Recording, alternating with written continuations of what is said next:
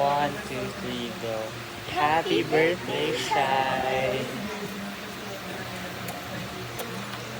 I wish you a happy Merry Christmas and Happy I wish you a Merry Christmas and a Happy New Year.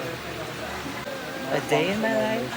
Ano yung functional measurement na ulit? Pag functional yung may examples. May example na shopping.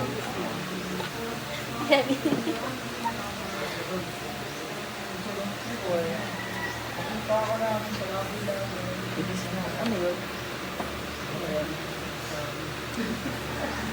Binuksan ko lang yung tubig.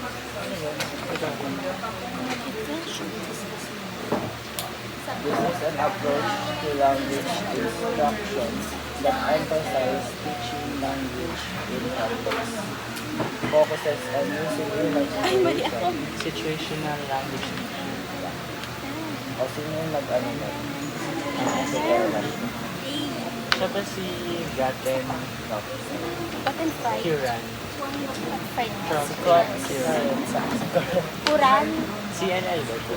CNN. Tapos sa... ano to? Ano to? Sila Harold Harold Palmer. Tapos si Adrian. Harold? Arnold. Albert? Albert. Albert C.B. Albert C.B. Horny. Hardy. Tapos, yun lang sabi si Georgie. Sa... Ano yung Lozano. Sa... Lozano? Lozano. Lozano? Losano.